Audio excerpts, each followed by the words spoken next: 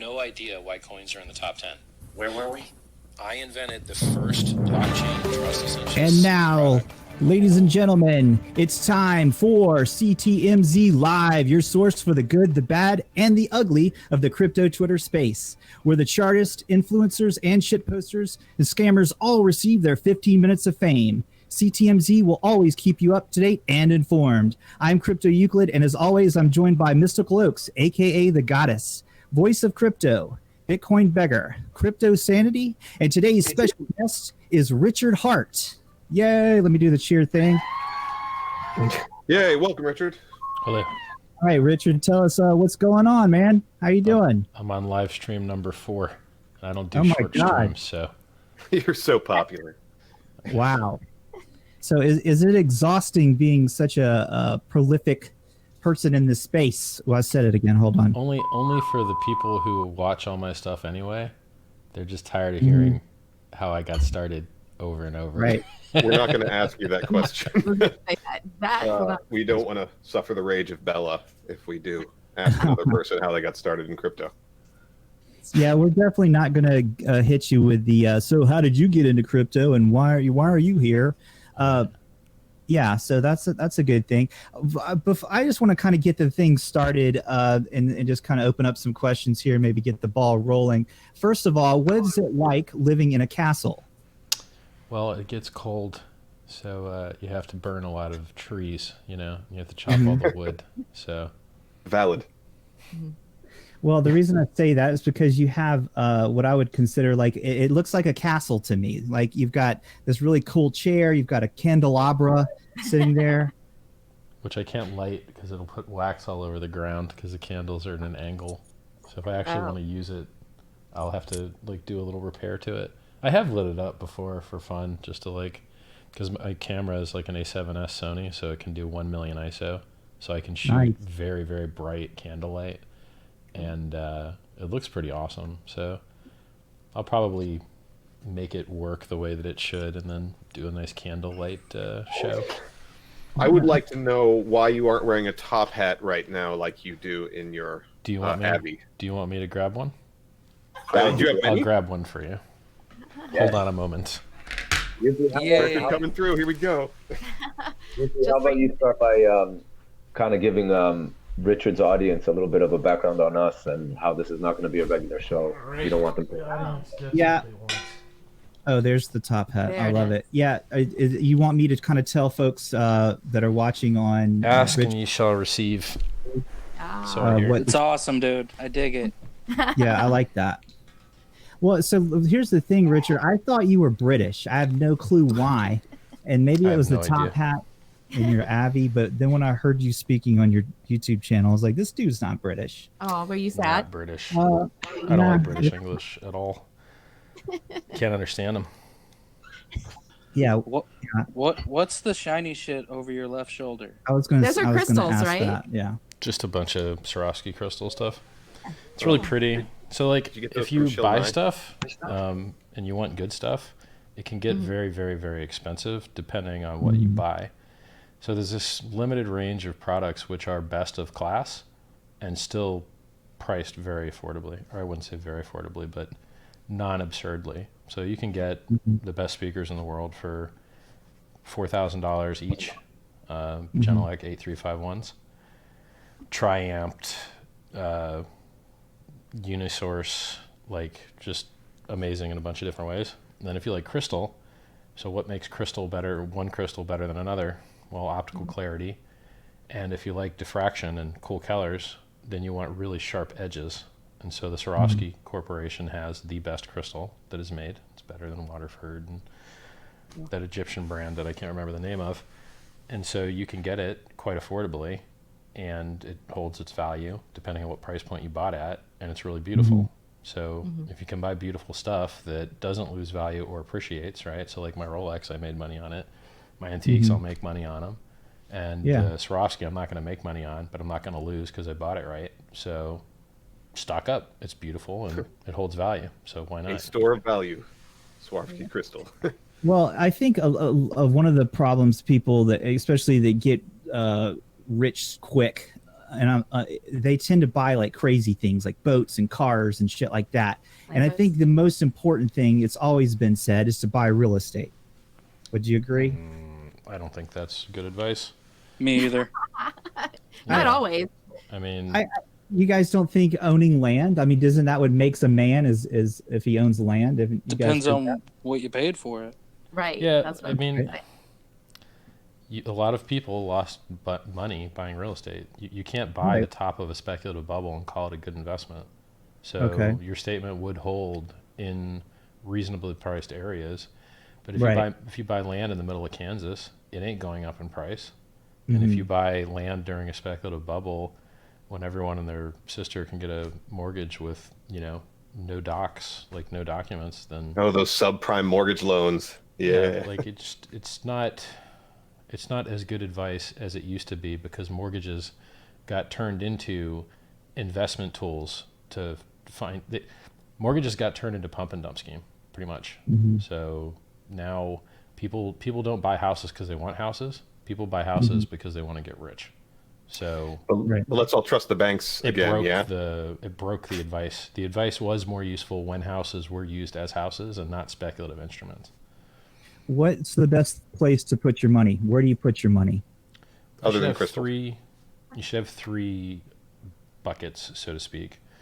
A dream bucket, which is, below 5% of your income on stuff that just makes you feel good about having money, so that you have a good association with money, so that you try to find more pleasure in it than pain, right? And then your security bucket, it depends on how old you are. The older you are, you don't have time to make up for a mistake, so you have to be more conservative. The younger you are, you can be more adventurous with your higher yield earning things, because if it goes wrong, you've got time to make it up. So how you divide between, reasonable growth, let's say equities, versus crypto. I've done very well being very heavy into crypto, but I've got enough money that it doesn't matter, right? Crypto can go to zero and I'm still fine. Other people that you can't be fine if crypto goes to zero, hard to hold through those dips, right? So it's there's not a universal answer. I can tell you that Berkshire Hathaway has performed 20% per year for 50 years. So if you like 20% per year, seems like Berkshire Hathaway is a nice way to do it. They're not able to outperform the market like they used to, because their mass is so large and the market has become more efficient, that the difference between them and their benchmark, which is the S&P 500, has been decreasing. And when Buffett dies, it's probably not going to be that great for the product. So I think you should have maybe at least 5% exposure to crypto, particularly since you're getting it 85 to 95% off, as long as you're buying a blue chip. I should add the caveat, I am not a licensed financial advisor, and you should do your own Always a research. good statement. If you get wrecked, you're on your own, Be- I got a bag before of I prime get- coin, so even I'm not invincible. Before I let the guys here really go at it with you on BitcoinHEX and everything, I just have another quick question. Just kind of, so you spend a lot of time, probably like me, sitting down and doing podcasts and things like this. And I noticed that you're starting to do more exercise and things like that, trying to get in shape. How important is it that we don't get too stuck in just sitting idle on, sitting all day long? I DM'd you. I said, dude, you're doing the pull-ups thing. I'm a fellow chubby guy, and my God. I no offense, but I saw that and I was like, damn, this is cool shit. The dude's like really trying to, get in shape and stuff. How important is that to you? Well, to keep it's mind, body, spirit, right? Pretty much. Mind, body, spirit, money, power, respect, time, environment, experience. So if I wrote a book, that's the 9 steps to being awesome at life. So mind, body, spirit is a snapshot of what you are, right? How strong are you? How fast are you? What's your average emotional state? And what direction are you heading in, right? Then you've got what you will become, and that will be your future snapshot. And that's basically, what do you do? Who do you do it with? Where do you do it, right? And then how fast and how well you get there are the amplifiers, which are your team, respect, employees, friends, peer group. money, and skills, power, right? So there's who you are, there's the amplifiers, and then there's what you'll become, which is your behaviors, your habits. So if you get into the habit of working out every day, it's hard not to, because you built the habit. If you just work out once, you don't get anything out of it. The only thing that comes that's good from working out a single time is that you're more likely to do it a second time, right? So like your fitness is basically how long you've maintained a stretch of good behavior. And if you stop for long enough, you will lose your gains. And, you know, muscle memory is great and they'll come back a little bit quicker, but not that much quicker. You do have to bust your ass to get your gains back. So like me not working out for 2 weeks because my elbows are screwed up, it pisses me off a bit because I know I'm going to lose a little bit. So I like to do squats. Yeah, squats are good. And sitting is the new smoking. I mean, you know, it's like all these crypto nerds that we are all part of. Okay, sorry, I got my daughter here with me. All of us crypto nerds spend a lot of time in front of the computers or on Twitter. So yeah, I think any kind of positive physical motivation we can get from anybody in the space is good. So you can really get a lot of fitness in a short period of time. So if you do bench and chin-ups every day or push-ups and chin-ups every day, you will have a strong upper body. No question. And if you just do a sprint, whether it's you just decide to run to the supermarket to get your milk or whatever, that's actually going to keep you pretty fit. You don't have to murder yourself with hours at the gym to be fit. And as good as those things are, I can tell you what beats those things, and I'm not doing it as well as I should, it's reducing your caloric intake. Period. Like, if you want to know what makes your clothes look good, you being less of a fat ass makes your clothes look good. Right? That's true. The best thing you can do for your wardrobe is to be fitter. Noted. I think my problem is I went over the age of 35. My metabolism isn't the same. Blame it on the metabolism, Biker. That was actually the magic number for me too. That was you know what it is, man? Everyone thinks that there's some group of people that have like a magic metabolism. But then when you hang out with those people, you see that they just eat healthy food all the time. And when you offer them stuff, they say no. It ain't their metabolism, it's their habits. And if you had the same habit that guy had, you'd have similar health outcome. Aren't you planning on just eating meat and water or something like that? Pretty much what I eat, except I hang out with a girl a lot who is a dancer, and she likes to eat a lot because she works out for 6-7 hours a day, and I don't. So I keep being invited constantly to do things that are not ideal for my diet but perfect for hers. So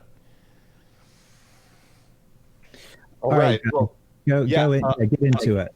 How many pull-ups can you do, Richard, before we move on? 5 clean with no help. Yes, strict. 252 pounds. Yeah. Goddamn. How many did you say? 5. That's great. That's what, like, that's exact. I'm the same exact weight. I'm 6 foot 250, and I know for a fact I could not do one pull up right now. Get out. It's crazy. I used to be there too, man. You just if you just start from, like, when I started, I would have to jump up and then just fall down slowly. And those are the best reps you can do. Negative reps are great. For sure. Yeah. It just adds up. All right, we got that out of the way, guys. Go ahead. All right, the fluff is over. Yes. Albie, I know that you had a good slew of questions, so let's have you start firing off. This hat is so hot. You guys are cooking. I want to put one question away, and then I want to give it to Beggar. Listen, for our audience, Richard, tell us what you're going to do with the Bitcoin name after the 50-week claim. I've tried to pivot off of BitcoinHEX as a brand name multiple times, and no one likes the other names that I've got. So, you know, I've owned Strape, which is like strawberry grape Strape. I registered it because it's easily pronounceable and short, and I thought it'd be hard to misspell. And Skype worked just fine for them, a made-up pronounceable word of very similar structure. So I thought, all right, this grammatically should work very well. So I got a nice logo made up of a strawberry and a grape mixed, and it didn't seem to punch as hard as I thought it would. So I'm using it for the chat room just for fun. And it just doesn't hit as hard as I think it should. So I tried Hex Trust, Hex Trust, Scarcity Coin, Trustless Interest, and I've rotated these in voting options to the community, and they just don't like them as much as BitcoinHEX. BitcoinHEX wins by like a landslide every time. So as we work our way up the market cap, you know, having Bitcoin in the name is probably advantageous for the 50-week claim phase, because we really are targeting people that want free coins, and the only people that get those are Bitcoin holders. So it's very useful to have Bitcoin in the name, since we're only giving free coins to Bitcoin holders. After that phase, though, I would really like to pivot to some hex-oriented non-Bitcoin name, so that it's easier to go to a higher market cap than Bitcoin is. Because as long as Bitcoin has the shorter name and we have the longer one, we're at a imaging disadvantage, because it's obvious that we came second, and you know, it's just not good for branding once you're at that level. But until you're there, it's probably more useful than it is bad. So with confidence, you're speaking about the future of being a #1 market cap over Bitcoin. Well, my presuppositions that go into that are, Bitcoin has 4.3 million wallets that have over $100 on them, which means that there's about 4.3 million users max, right? Unless you want to count people that have almost no money in their wallet. And some people have more than one wallet. So maybe there's even less than 4.3 million users of Bitcoin. Now you could say, oh, well, all those wallets are, you know, all the people that are using Bitcoin are really using it through exchanges. Well, then you're not using Bitcoin. You're using an exchange. Exchange is using Bitcoin, right? So I've personally, in previous businesses, had over 300,000 users, retail, and you had to put hundreds of dollars in to be a customer. So getting people to download free wallets and maybe put a little bit of money in them to onboard people is an extremely easier sell. So I am not happy with Bitcoin's marketing. I'm not happy with their messaging. I'm not happy with their imaging. And they've got a tragedy of the commons where no one owns enough of the coin to be able to afford to onboard a new user, because they go cash negative paying $20 or $8 to onboard a new user, and they make 10 cents on the appreciation of the Bitcoin because they don't own a big enough stack of it, which is why we have no Bitcoin ads. There aren't any. None. Well, how do you expect to get world global adoption on a product that can't afford to advertise itself and can't even afford to protect itself against attacks? Bitcoin relied on me, Richard Hart, to defend it from attacks, internal and external. The Bcash, Bitcoin Cash people claiming to be real Bitcoin till today. Oof.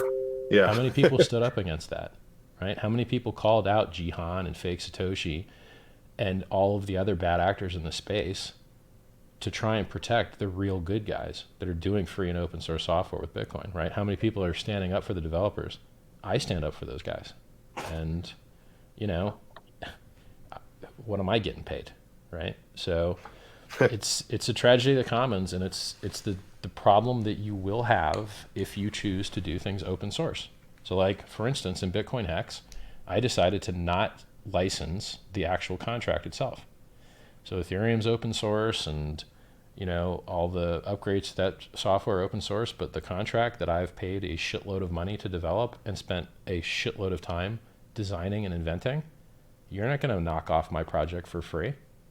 It's not licensed, right? No one's going to try just and list sign a you. knock off of my product on an exchange. I'll sue the exchange, right? So there is, you know, if Bitcoin had a better intelligent license where they actually had an entity that owned the name, then they could sue people for making false claims and diluting the brand.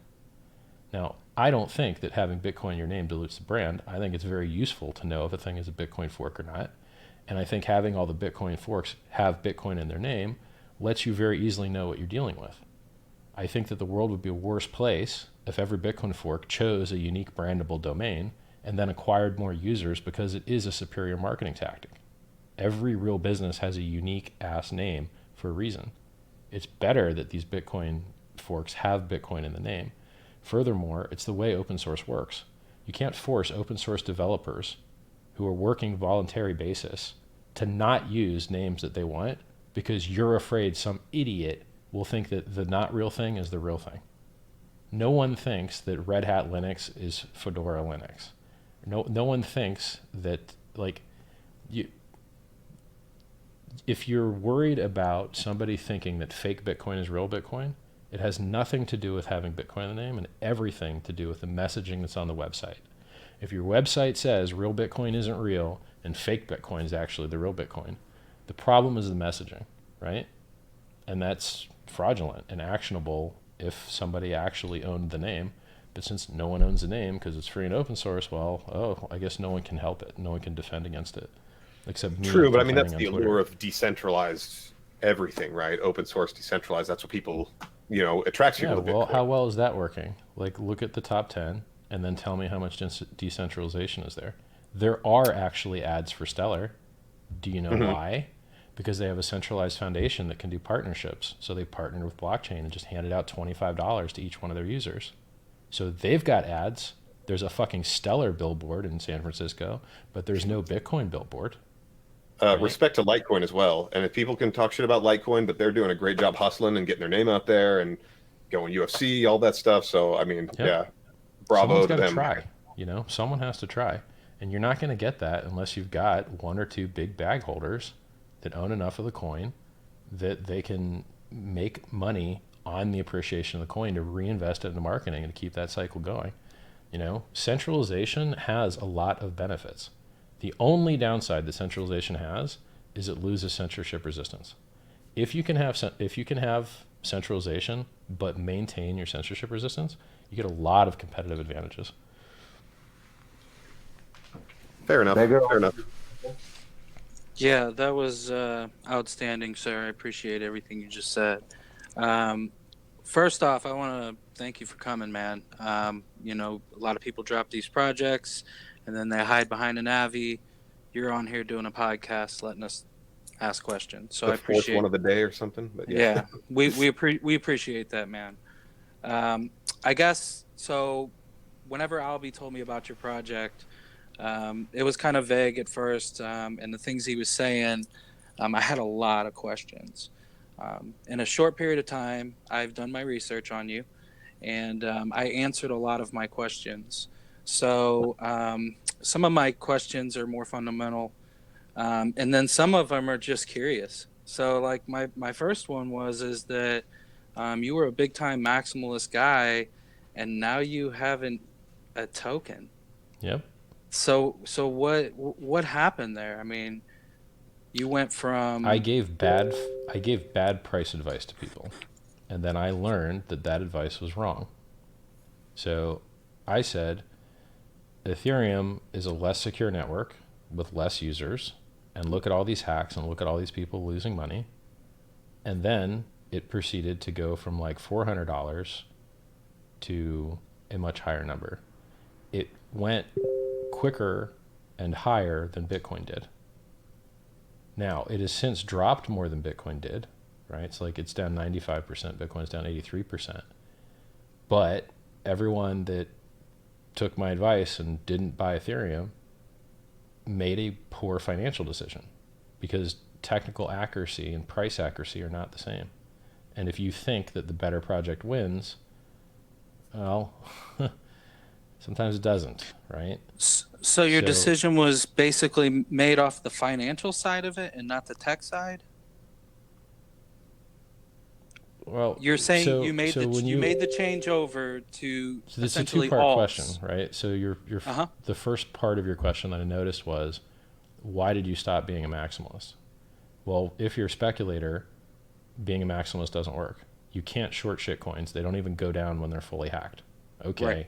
So if something totally technically fails, the price doesn't go down. Well, good luck trading that shit, right? So if you're in this for the money and you hope that whatever you bought goes up in price, well, then you need to understand how the market actually works. And how the market actually works is that no one uses this shit for anything. They're all little chips on a roulette wheel, right? No one is using crypto. Nobody. Which is fine, okay? We're going to be a store of value. Fine, we're store of value. But that means that over time, anything that's not a store of value should get wrecked because there's no adoption. Hey, can you name a popular dApp? Not really. Okay. Hey, can you name a crypto that you had to buy? No. unless you're on the dark net, you don't have to buy crypto for anything. The only thing you can buy with crypto is other crypto, right? Or dollars at an exchange. So I'm okay with that. If the 90% of the market value of crypto is store of value and speculation, fine. Then I'll make a token that does that better, right? So I build a store of value token that's only goal in life is to go up in price. Programmed to pump, right? I'm completely fine with that, right? And if the way that we change man's relationship to government is by continually oscillating through this higher and higher and higher levels until there's enough people with crypto in their hands that it really can be useful, that is the end game, right? There's no other way to get there. There's no other way to get from where we are to that point where everyone has crypto and can avoid the exchanges and can avoid the middlemen and just transact between each other. You can only get there if everyone's got it. And everyone's only going to have it if people market it to them. And people are only going to market it to them if they have profit margin to do it. So it's unavoidable. Like you can't. Bitcoin was made to be a currency. Currency is a small part of financial services. When you go to your bank, they have cash there, and they got a whole lot of other stuff that's not cash. Bitcoin was never designed to replace that stuff. Bitcoin was never designed to be a savings account. It was never designed to be a credit card. It was never designed to be an exchange, which is the reason you've got billion-dollar profitable companies that do those things that Bitcoin can't do it for itself. Someone had to build the digital peer-to-peer trustless version of the CD, of the time deposit, that holds about $600 billion right now in America. And that's just under 100K. I couldn't get numbers on the jumbo CDs. My guess, maybe another 600K, but it is just a guess. $600 billion. So someone had to build it, right? Yeah. So that's encouraging to me to hear a Bitcoin maximalist, come to the conclusion that this isn't going to be all about Bitcoin. That there is room for other kinds. Do you want anonymity? Okay, you can't use Bitcoin. Right. Do you want distributed exchange? Okay, you can't use Bitcoin. Do you want to use digital ledger technology and like build something on top of that trustless network? Can't use Bitcoin, right? They'll change the opcodes on you and they'll screw you over like they did Counterparty. You want to, what else do you want? You want trustless interest-bearing stuff so that you can make interest by staking coins instead of buying mining hardware? Okay, then you need to build that, and Bitcoin's not going to do those things. What about other trade-offs, right? What if you're okay with slightly less security but a lot more throughput? Is that okay? Are you allowed to do that, or the Bitcoin maximalist going to yell at you? Right. Are you allowed to make that choice? They're going to yell at you regardless. Right. You're like, yes, all of these choices are okay, and all of these things have trade-offs, and a whole ton of them can have utility. And so stop being a bitch and realize that the thing that you have that only has 4 million users after 10 fucking years has got problems. And instead of complaining and insulting everything else, go fix your own fucking problems, right? Vitalik went and started Ethereum on a different chain because the Bitcoin guys wouldn't let him do it on their chain. Right. Well, how'd that work out, homie? Right? Right. I remember you giving another reason. I remember you giving a reason that when you understood that altcoins are not taking away from the market of the Bitcoin, that also gave you kind of like a... Yeah, but that only matters if you already got a bag of Bitcoin, right? So for someone that's not already sitting on a big stack of Bitcoin, they don't care about that point. But sure, it is a good point. Yes, all of these coins pump together. But the problem with that argument is that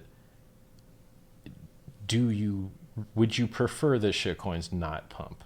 I would, right? Like a lot of people do lose a lot of money wasting the world's consciousness on retarded ideas. Very, very, very stupid ideas. Hashtag Dentacoin. I mean, there's even worse. There's even worse.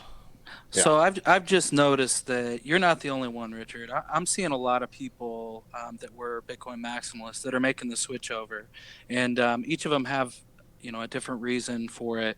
But it's just encouraging to me. I actually learned cryptocurrency through altcoins, so it was hard for me to side with a maximalist because it essentially adopted myself. So it's encouraging me to see that.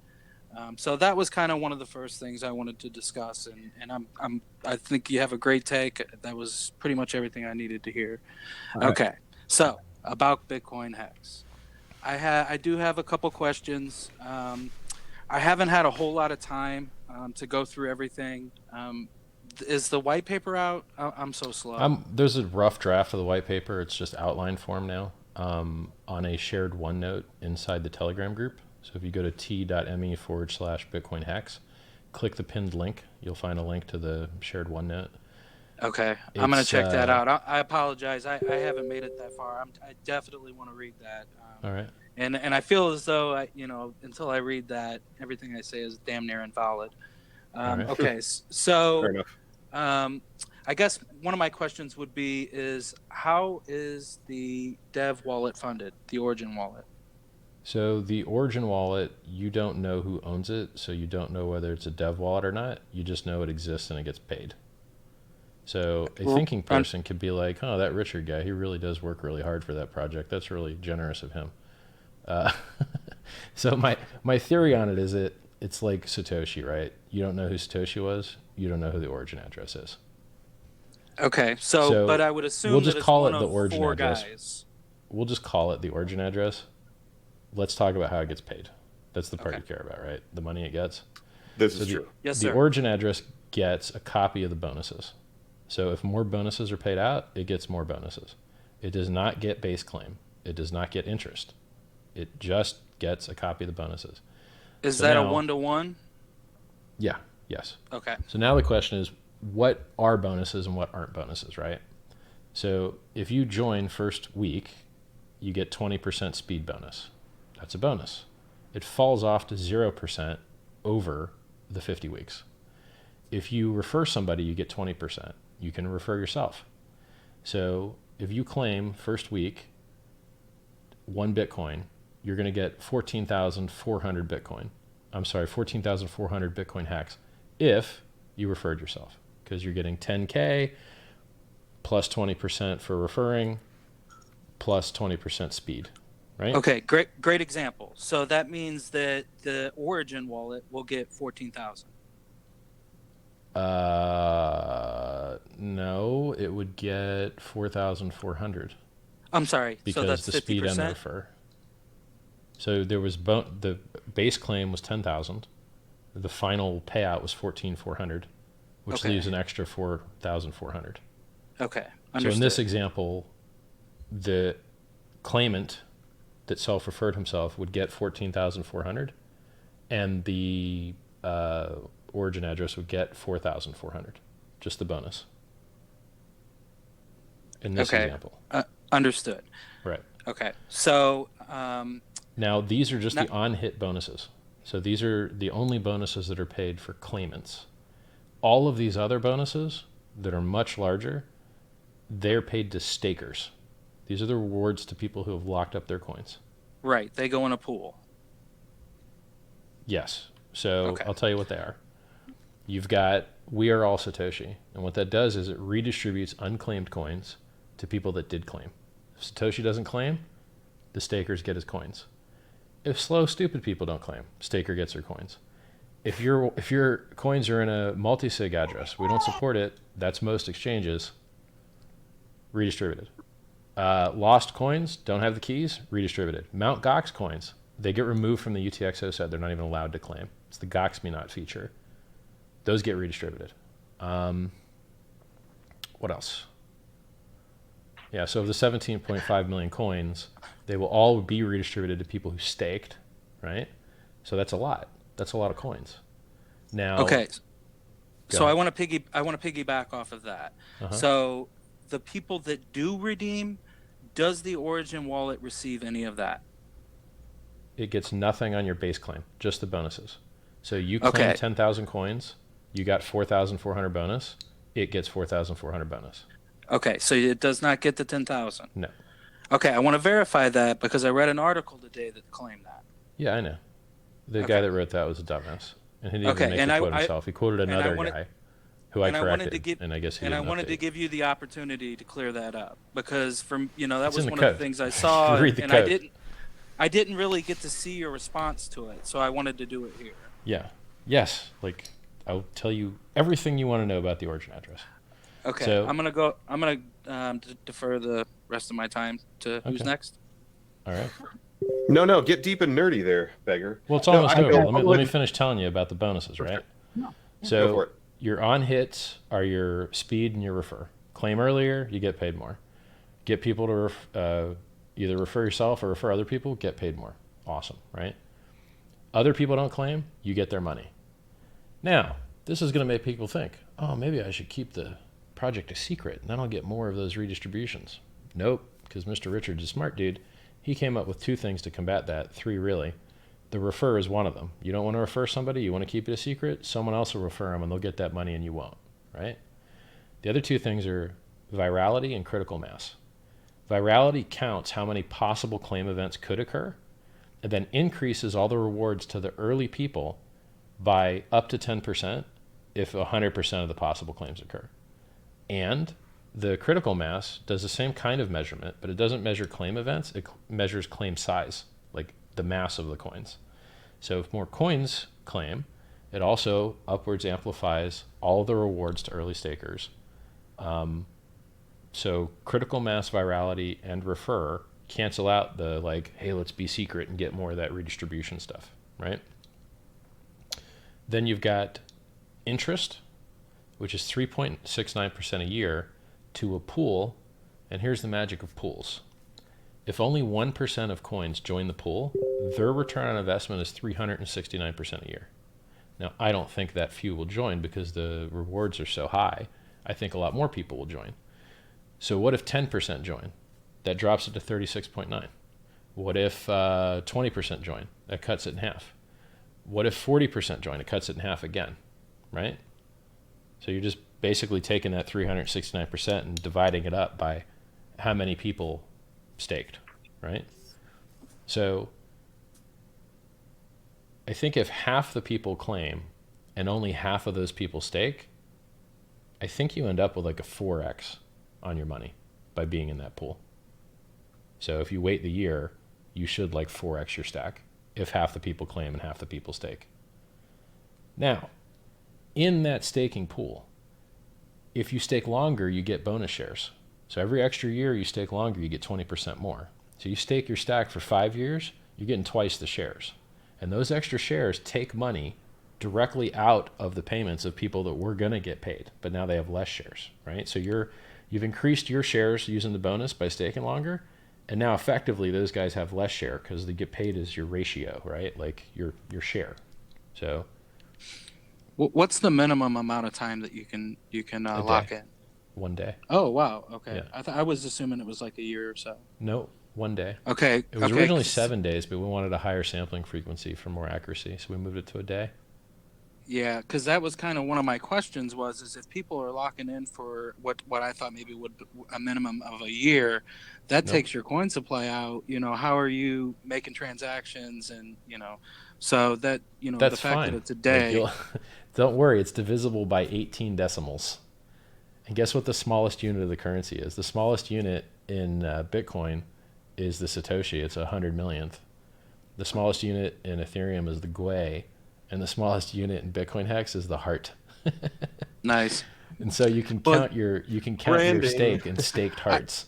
I just assumed that's why you were going 10,000 hex per 1 Bitcoin was because you were trying to put more coin supply out. I didn't realize that. Oh no, it is. We are doing that, but that's for a marketing. That's for a price performance. So when people go on Coinbase and they have an option of buying 100 I'm just pulling this. I don't feel like doing the math right now. I'm tired. Let's just call it 100 Litecoin or 1 Bitcoin. They'd rather buy the 100 Litecoin because they'd rather have 100 of something than half of a thing, right? That was literally me in 2017. I was a Litecoin maximalist because I was like, I'm not buying a fraction of some effing coin. I'm going to own 70 Litecoin. Yep. And I mean, I turned a profit of it and then sold it and then learned about crypto. But no, I think you're right. Yeah. For the new investor, that's typical. Agree. And you'll see. So I analyzed and tweeted about this and, asked people to vote on it. And at the time I was going to give 1 million BitcoinHEX. But because I'm not a shitcoin maximalist, I didn't remember that the minimum value that you can trade against Bitcoin on an exchange is 1 Satoshi. And at 1 million, if I gave 1 million BitcoinHEX per Bitcoin, our minimum market cap tradable at 1 Satoshi would have been $500 million. It just seemed high. Right. So like, it might not be high, right? Like we may get there very quickly. We'll see. But it's I don't mind having a little extra resolution and trading for 10 Satoshis and 100 Satoshis instead of one Satoshi, right? And I understand that. And I think a lot of devs chose that. I know Digibyte went that route because they felt like if you want mass adoption, you're not going to be able to trade fractions of things. Fractions. So, a lot. yeah. So, and I completely understand that. I just assumed it was because if the fact that you don't know who's going to redeem these hex. If you were to go 1 Bitcoin to 1 hex, not only are you going to be dealing with people staking, but and the fact that there could have been a minimum amount of people that had redeemed it, that you weren't going to have a whole lot of transactions taking place.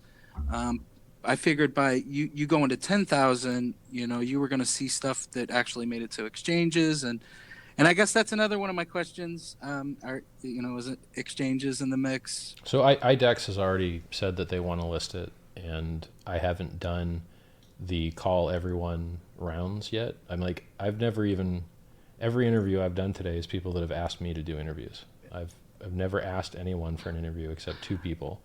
A nice lady that came on in a bikini, won't be doing that again, and my friend that's a genius who developed some CFD software. There's only 2 people I've ever asked on. Everyone else has asked me. So I will start doing the outbound, actually asking to do interviews and reaching out and cold calling exchanges and working my way in through whales and such. Yeah, I know that when can I be a have pain in the the contract ass. in audit. Right. Do you have a couple questions from the troll box? Yeah, there were a couple questions. So someone wanted to know, does it only run on Ethereum? Which Yes. Yes. Yep. Yeah, ERC20 project. I did answer that. Okay. I can airdrop it to other things if I have to, if Ethereum breaks, but Ethereum's the best we got right now. If you want to launch a token, there's nothing better. There's one more. Yeah, there we go. What will give BitcoinHEX any value? Oh, nothing. I guess just the same things that gave all these other coins value. The fact that the price went up, so I guess it'll keep going up. It's always funny when I run into this question, right? So a person that likes Bitcoin, which is imaginary internet money, asks me what's going to give my imaginary internet money value. It's like the same shit that gives your imaginary internet money value. People want that. Like what the that wasn't the way I was going to come at you, man. I know better than that. I mean, well, no, it's valid. Like it's just a hard question to answer because I don't know why Bitcoin has value. So like, I'm going off what works, right? So I don't know why people paid $20,000 for Bitcoin. I know I paid, Silk Road gave it a bunch of value. If people buy things because they're going to go up in price, and this thing's going to go up in price, well then that's what we're doing. We're doing the pumpamentals. I'm okay with it. If it gets adopted and it becomes more than a store value and it does payment too, great. But isn't store value worth more anyway? Like I'm happy if it just stores value. I'm happy if it doesn't get used very often at all and people just store tons of value in it and the price keeps going up. Fine. That's cool. I don't need lots of transactions per second.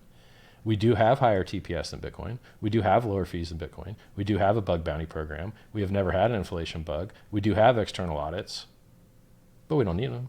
I mean, we could have half of that stuff and price keeps going up. Cool. So with the way that crypto and alts, all these forks, alts, all that projects go, essentially, I remember seeing a list that was put on Twitter and it said the top 10 coins 5 years ago. And literally the only one I recognized was Bitcoin and the rest were gone. Obviously, you want your own project to succeed. So what's your long-term path for this? Other than, store value is great, but the evolution of Hex. Well, that's the thing. If it's trustless, if crypto is trustlessness plus game theory, I'm unaware of any crypto who has game theory as good. If you buy crypto because you want the price to go up, I'm unaware of any coin that's designed more heavily to get the price to go up. If you think it's memes, my memes channel is kicking the shit out of the Bitcoin memes channel. So go to any Bitcoin group you want and go find their memes channel. I don't even think they fucking have one. And then go to t.me/BitcoinHEX. My community is in there kicking ass all day, every day. The memes are hilarious. I gotta respect the memes. That's like near and dear to my heart. Dude, the memes are a big deal, right? And the complexity and the mind space that it takes to understand this project is also a big deal. So Bitcoin had an advantage when people couldn't understand it and mining was interesting. But now people understand that mining just gets you wrecked and it's not interesting. No one wants to play the game anymore. The fact that mining was hard to understand and people could fool around with mining calculators and drop different numbers in there allowed Bitcoin to stay on people's minds long enough for them to market buy. Doesn't have that advantage anymore. BitcoinHEX does. It'll take you a week or 2 weeks to figure out what's going on. And that's like that appeal to complexity. It's not only just good game theory to make the price pump, it's also a marketing tactic, right? A lot of things that have gone into this project have elite NLP, master prac stuff in them that makes them work for reasons that are non-disclosed. So there's a lot of really cool tricks going on in the system that Bitcoin doesn't have. And like, I was there when Bitcoin started. We are starting off from a much stronger place than they are. We are starting off from a much stronger place than Vitalik did. When Vitalik launched Ethereum, did he have 50,000 Twitter followers? Did he have a professional studio? Did he have fucking 1,200 people sitting in the channel ready to shill? Did he have a referral program with a 20% payout? No, none of those projects had any of these advantages that we have now. So like, I'm very, very happy with where the project is at community-wise currently. And that's with spending $0 on marketing, nothing. That's with me not asking anyone for an interview. That's with me not even having a working demo, right? We're doing fucking good. So as far as the long-term vision, as long as our fees are lower than Bitcoin, our transaction throughput is higher than Bitcoin, and we don't have, minor cancer and like, there's so many good things going on that would like, what would you add? Like, what more do you want? It's already a currency and a store of value and trustless and verifiable and censorship resistant. I don't need to add shit. I don't need to add anything. And I can't. It's immutable, right? I can't inflation bug it.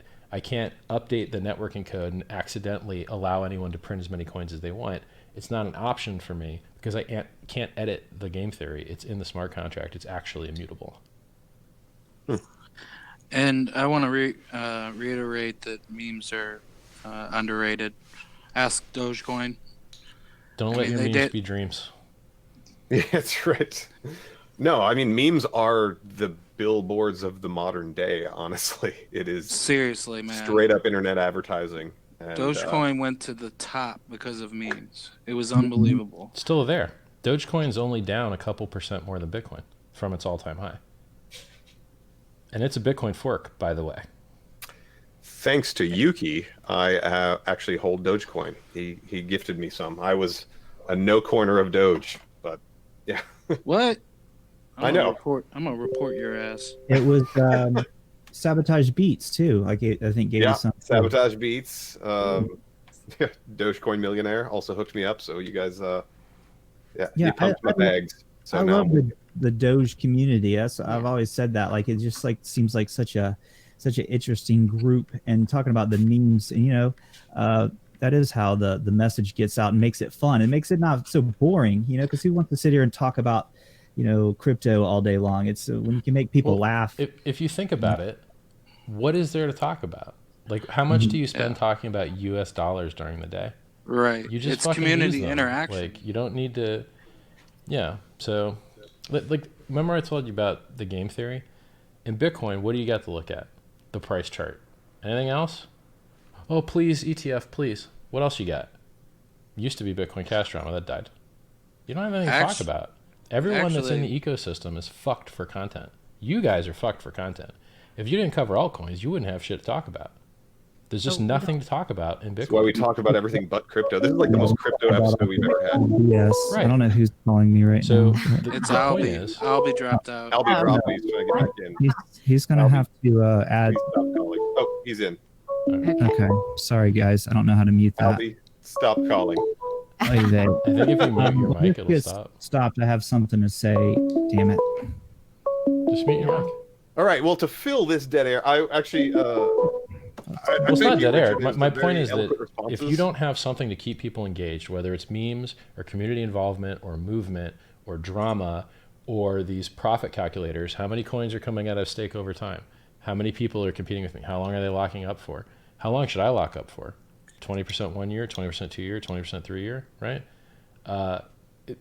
All of these things are what make crypto interesting enough to interact with. And if you don't Right. have these things, you will just lose your users and they'll go Well, play Forex. what and ends they'll up go play happening stocks. is the community starts to focus on the negatives. You know, like And we see that thoroughly. when I mean, you know, when Bitcoin was taken off, you know, obviously everybody was paying attention to the charts, but even at that point in time, people were going to the negative. I mean, it was taking, you know, 7 hours for a transaction. The mempool was ridiculous. I mean, people were still looking for things, and you know, that was with the price going up. You know, now that we're in this bear market, instead of people going after the coin, they're going after each other. You know, so that's why I think the meme part is important. I have something to ask Richard about. You said that you're not, you're not spending any money on advertising. You're the face. You're the marketing for this project. Is it true? Isn't it true, sir, that you are the one who put out the rumor that you killed someone to Yes. Theory. to Did you go full McAfee, bro? Yes. Is that true, sir? I don't think I've ever released a rumor about myself. I kind of let the castle thing slide earlier, like I didn't discredit because Right. we're having Right. fun here. But I don't think I've ever spread a rumor about myself. Enough other people spread them about me that I've never had to help them. Well, it's out there, bro. You killed somebody, apparently. Oh, Yeah. really? Yep, You're walking free. it's crazy. Oh my god. I must be an adventurous dude, man. I'm wanted, and I'm just broadcasting on YouTube like straight, constant. Right. I hope they never That's why you're track down working the out stream. nonstop. Just be harder to kill, right? I think it's important to be, it's a good way to be. Like McAfee is, he's crazy. He's out there. He's doing crazy things. It gets, Crazy there's no shit. such thing as bad press, right? I mean, so, being eccentric and kind of think outside of the box, kind of the way you do, I think it's good for your brand, right? Yeah, I believe there's a lot of ways to stand out and have a brand. I'm pretty happy with the way mine's worked. I say what I think and curse like a sailor and have lots Top of hat. people that The want to top listen. hat helps. The So- top hat. You need a monocle too, but Yes, top hat Later. helps. Thank you. I think that if you're honest with people and you show them return on their investment, when people listen to me, they learn stuff that makes their life better. I will always, nearly in any conversation, tell you something you didn't know that's either interesting or helpful to you, because that's how I've organized my own life. What I think about is that stuff, because I care about the utility. And so when I tell other people stuff, it's very likely it's going to have utility for them for the same reasons I know it, because it has utility for me. And I think that's enough for people. Some people, they just want the drama.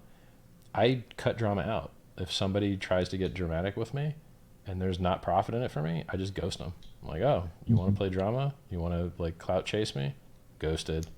See, So- Albie, I'm not the only one.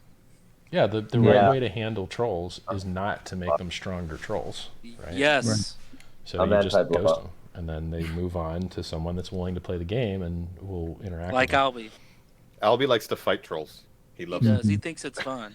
It Yeah. can be fun if the trolls are funny or artful, and Right. I would say maybe 5% of trolls are funny, but like Follow 90% Friday, are shit poster child. just mad. Yeah, shitposter child is probably the best at making it an art form. I wanted to ask you this, Deep-brained troll, yeah. Richard. What's next for you personally, and then what's next for your project that you have?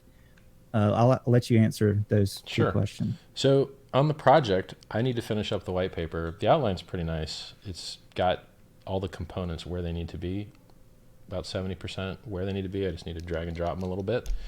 And then I can fill them out with mostly things that I've already said numerous times and just need to type out to fill out the outlines body. The project itself, we just added support for SegWit 3 addresses. So a lot of people that I was having to get out of wallets like Electrum and Trezor that default to 3 address SegWit that we didn't support last week, we support. That's what I was now. telling.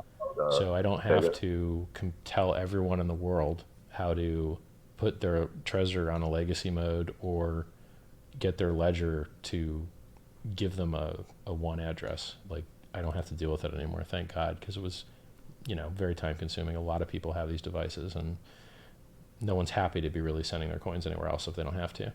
So now everyone that has a Trezor ledger can just claim. They don't have to do anything. They just wait for the claim tool to come out and they can sign their signature and be done. I'm having to transition a lot of people off this Exodus wallet because it doesn't do signing. So we're just suggesting they move to Coinomi, which is a very good, never been hacked mobile wallet. And just download that one, actually. I talked to the devs. They're very nice guys. Yeah, I always talk about, I like Coinomi. It's a good wallet that, just move stuff around and accept tips and that kind of thing. Just to echo back, I know Richard was saying about download another wallet. I can't take another goddamn wallet at this point. Like, I've got so many damn wallets that, if Hex had its own specific wallet, I would be like, I'm going to go fuck myself. The great thing here's the cool thing about BitcoinHEX's wallet. It already supports hardware wallets. So a lot of new coins, when they come out, there's no hardware wallet for them. But since we're using MetaMask and MetaMask supports Electrum and Trezor, anyone that wants to use BitcoinHEX with those hardware wallets can.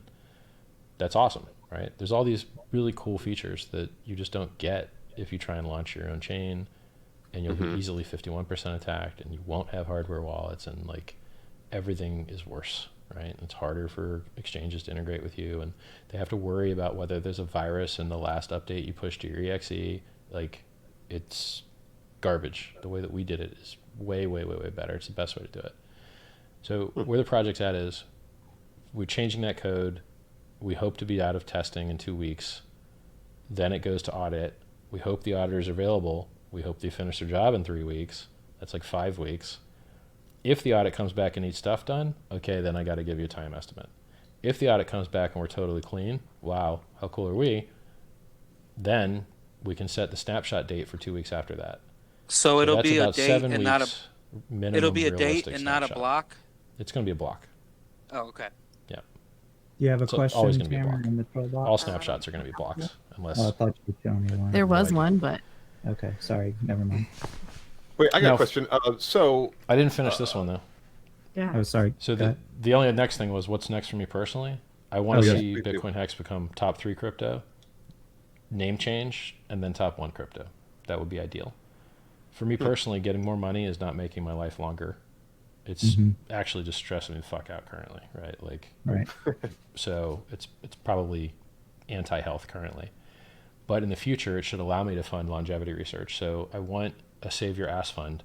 We've got green funds that you can buy and get rich, and maybe are better for the environment.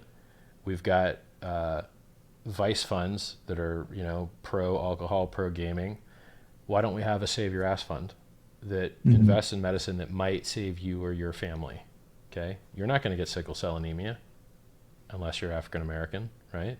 Well, African American, African. So why would you invest in that if it's not going to save you or your family, right? You're not going to get this weird thing or that weird thing or this weird thing. Why don't we just give you something that can get you rich and save the world and save your ass, right? So there should be a personally beneficial to whoever is like you investment fund that you can get rich investing in something that might end up saving your life. There's not enough money that goes into medical research. Steve Jobs is dead. He died very rich. He knew he was 40% likely to get cancer because we all are. He knew he was 40% likely to die of heart disease because we all are. And so a guy that's got hundreds of millions of dollars sitting around unused, if he were intelligent, would throw some of that money at the very technology that might have saved his life. But instead, he died rich like a dumbass. So he was really smart technically, and he's dead as fuck now. And a lot of other people are making that same decision every day, including me.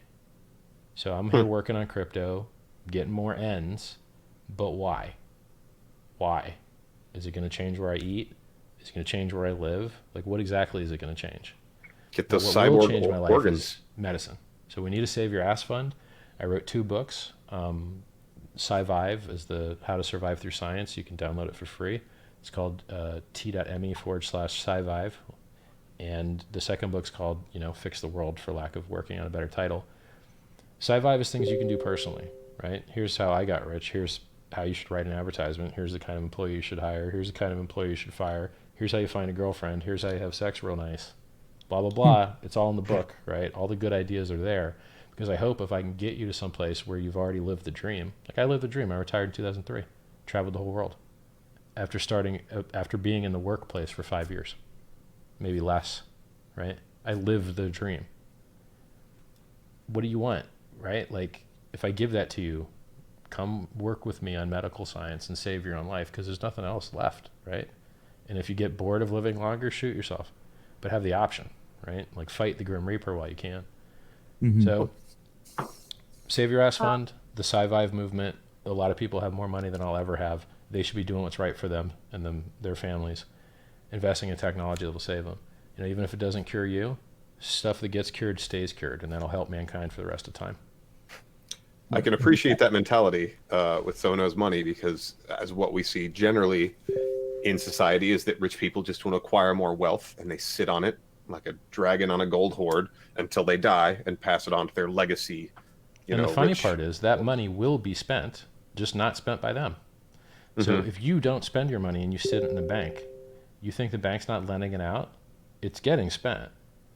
So when you save your money and don't spend it, you're just letting other people spend it inefficiently for you, more or less. Hooray, legacy financial system. What do you got? I think that's I appreciate your view on that. Actually, that's quite refreshing to hear. And I mean, people like Elon Musk, people try to talk shit on him, and they're like, "What's he doing? This fucking billionaire?" And I'm like, "He's trying to get us off the planet and save the goddamn world." He just released all his patents at Tesla. Yeah, he's like, "Hey, take my technology, use it, go for it." I mean, he doesn't have a yacht and a bunch of hoes and stuff like that. He has a few hoes. He's probably got a few reviewed hoes. his dating experience, and if Amber Heard has been your girlfriend, you're doing okay. If you took Amber Heard from Johnny Depp, you're doing okay. I think he's onto a new one now, though. So now that we've had the full run of all that, Richard, what do you do in your spare time now? You spend a lot of time on this BitcoinHEX. I used to go out all what the do you time do? partying, but I haven't done that in a while. So I stopped drinking in August, so that's 6 months. Congratulations. I stopped drinking caffeine in November. Double congratulations. No, hit the boo button. I wish. I wish for the that I could be caffeine? better at cutting out calories, but as a stress eater, it's hard. It's hard. I haven't yet built that habit. So I'm as strong as I've ever been. That's nice. But I'm surely not as skinny as I've ever been. So that's like the next thing. If I can reduce my calories like I've just reduced everything else, that'd be golden. Because what's more likely, that I add 10 years of healthy life by getting medical technology done, or that I just stop eating like a dickhead? Probably the latter. Right, but like the one is combo. so much more likely to pay off, right? So like me and like curing things is like, it's a long shot, it's doable. So it's just like Elon Musk when he started a car company. He said it was the dumbest risk-adjusted investment you could ever make. Like every single car company has been bankrupt, I think, except Ford. And if you wanted something that was the worst, hardest thing to do, like a car company would be one and a rocket company would definitely be another one. How are you going to compete with McDonnell Douglas and Boeing and like Northrop Grumman? You're just not, right?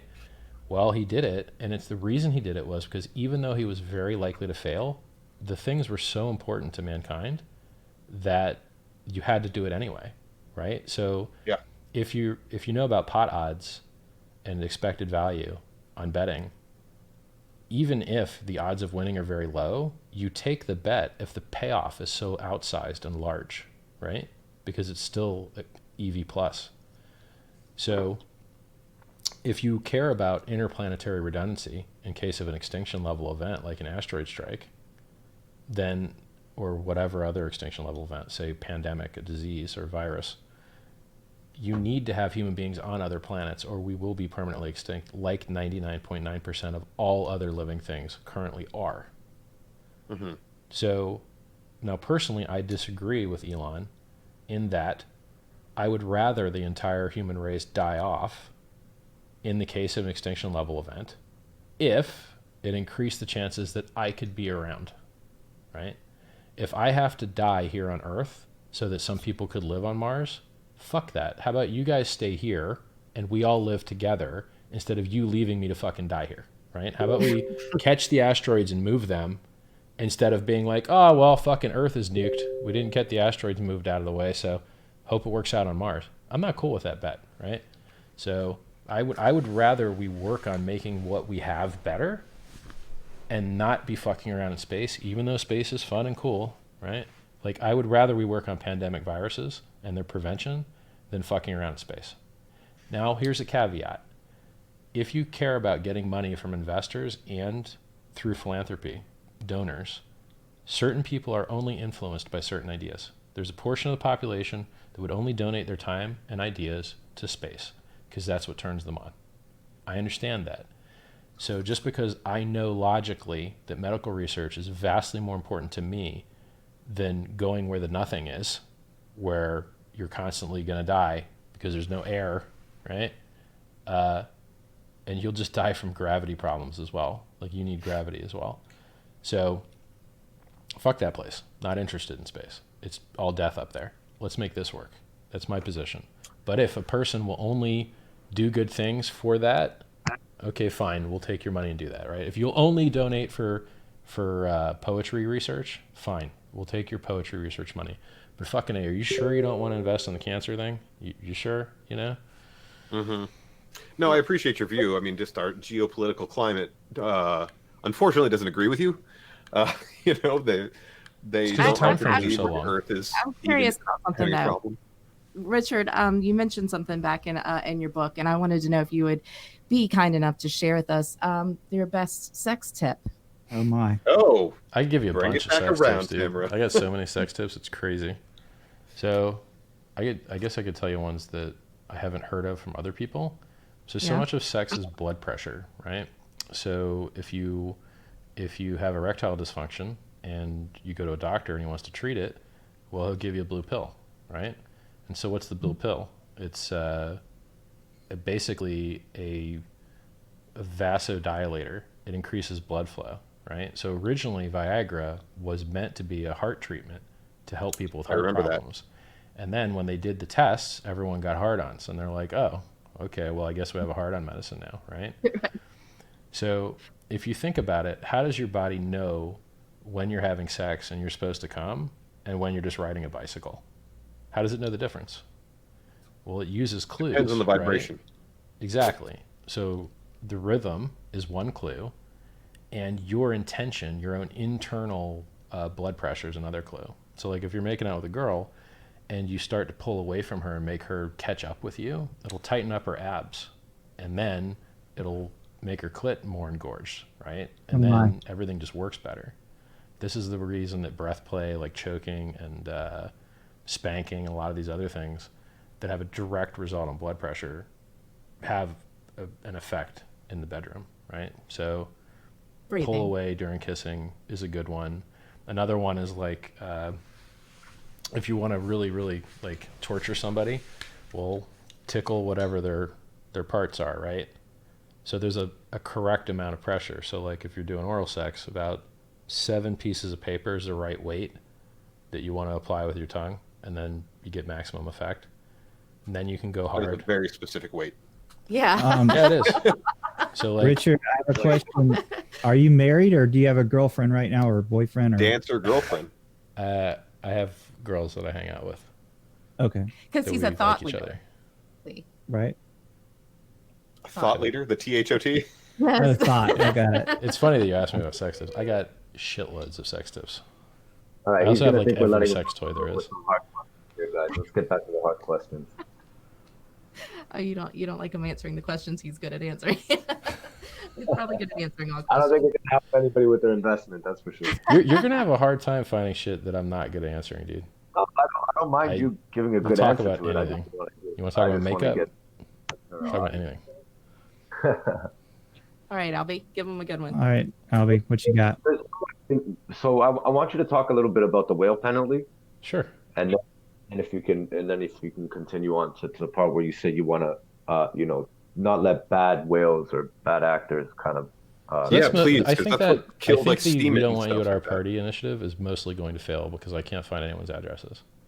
I haven't done a best effort. I haven't paid a Chainalytics company, but I'm also not comfortable with a false positive, and it's also effort that I just almost don't feel like doing. So, yes, it would be nice to be like free of Jihan and Garzik and Bitmain and Roger and Craig and Calvin, and to just be like, yeah, guys, fuck off. You guys are bad actors. Goodbye. I don't want you at my party. Go make your own free money. You don't get any of mine. I would But appreciate if you could tell them all to fuck off, honestly. Right. So like I can't find their addresses reliably in a way that I could present to other people, I don't think.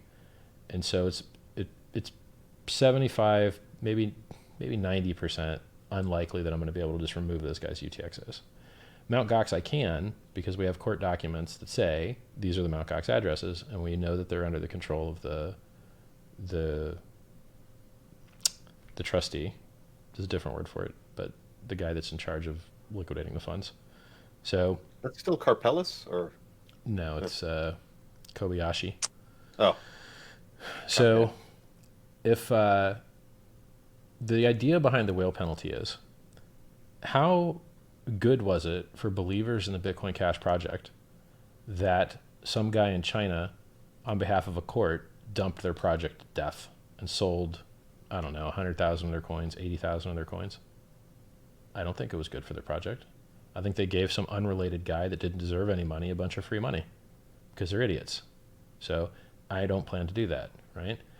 If you don't get in my project and you don't get in early, and then you see it pumps and you come to dump on us, you ain't going to be able to dump on us. You missed the boat. You weren't here to make it good.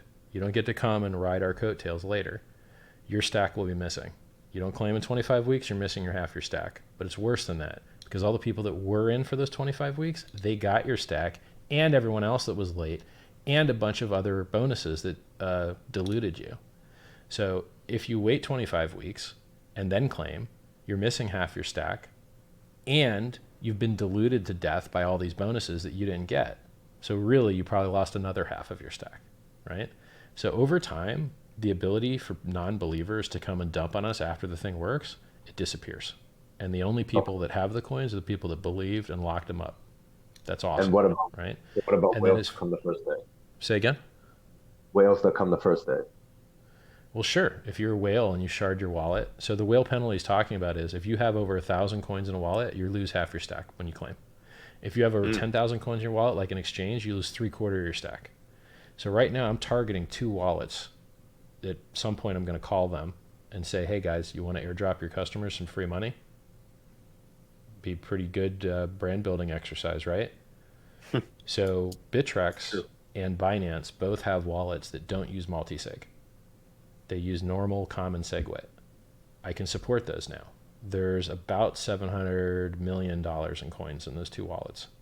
3 wallets, actually. So it might be, I think it's like 300,000 coins. So maybe it's almost $1 billion. You go to Bitcoin Rich List and just see the cold wallets of the different exchanges. So those whales, if they claim, and they claim on the first day, and they distribute those coins to their users, it'll be interesting to see what they do with that referral link. Very interesting. Don't know. Those guys will be getting a 75% cut on their stack. So their users will be getting airdropped 25% of what they could because they didn't shard their wallet beforehand, right? Mm-hmm. So everything in the system is designed to make the coin appreciate. Having whales dump on your head that did nothing for the project is helpful to no one. It just gives retarded people money that didn't do anything good with it. They didn't earn it. They didn't deserve it, right?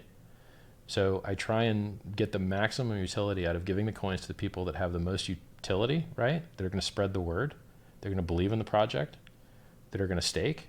those guys get the rewards. Those guys get all the gains. And all the people that came late or didn't believe or are likely to dump on us, we penalize them, right? So do you, like, if I give Roger Ver a lot of free coin, is he going to buy more or is he going to dump them? He unfollowed me on Twitter. He didn't block me, so respect to the man for that. You know, Jihan blocked me. Craig, obviously. So, like, it's... I mean, I said I wouldn't piss on the man if he was on fire. So, it's... Fair enough. I appreciate that. It's a game theory decision where, is this user going to be more harm or more good, right? And we have to make a lot of rounding and a lot of guesses here. Now, the good news, some people say, oh, it's not trustless. And I go, yeah, it is. It gets done, and then it's immutable, and it's there. What's not trustless about it? I told you what I was going to do. I did it. You verified it was done. Now it's in the blockchain. It's immutable. Go give him your own free money. Like, if you go ahead. But like I said, I'm not going to be able to find his address, and he's probably going to claim and do whatever he wants. So the guy has got good goals. He wants the world to be a better place, and he wants people to have more freedom. He just he's doing some shit that's not on the up and up, claiming that a fake thing is a real thing. It's not legit. Yeah, 100%. I have to say, hats off to Yuki for getting Euclid was getting in a scrap with Craig Wright the other day. Was it yesterday? Yeah, I saw that. It was funny. Oh, it was pretty damn funny. I'm sure he's blocked by now. Yeah, yes. Yeah, he immediately blocked me. One of our friends posted a thing in our group DM, and Craig Wright replied to it, and that he was, the real Satoshi or whatever. And all I said was, "No, you ain't." For fuck's sake, you said you ain't him, FFS. Which and I was not expecting him to reply to me, but he didn't even know it was really him. I didn't. Whatever. You're just well, like, he had the verified mark. Yeah, whatever. Right. And here's the fucking thing. The guy talks about, like, I may have been Satoshi. I'm like, when you talk like that, you obviously weren't him. Not to mention, Satoshi was direct, but you're a straight up dick. Like, he's an asshole. There's no commonality Satoshi between would the have two sounded like a goddamn supervillain if it was Craig Wright. Because Craig Wright sounds like a goddamn Bond villain every time he fucking tweets. I don't know what you have to do to actually blow out of this fucking community. Like, apparently there's nothing that you can possibly do to actually permanently get told to fuck off and actually fuck off. Like, right. I guess Parabolic Trav is the closest we have to someone actually fucking leaving crypto. Yeah, I know. Like everyone else that's a straight scamming piece of shit is still here.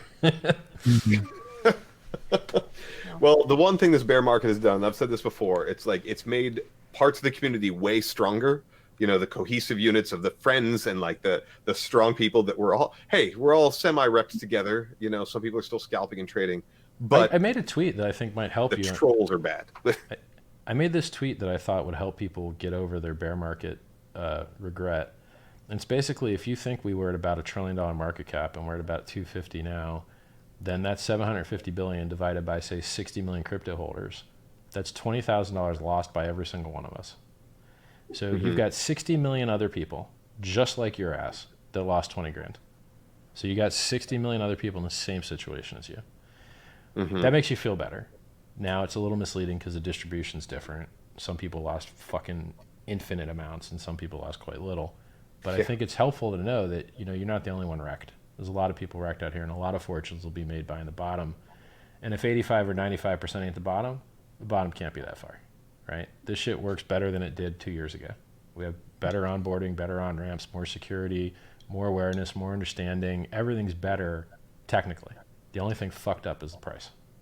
Well, I completely agree because, as much as whatever CNBC Fast Money, whatever the fuck wants to say, oh, is Bitcoin dead?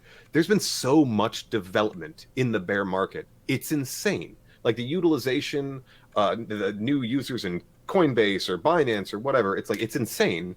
The price sucks.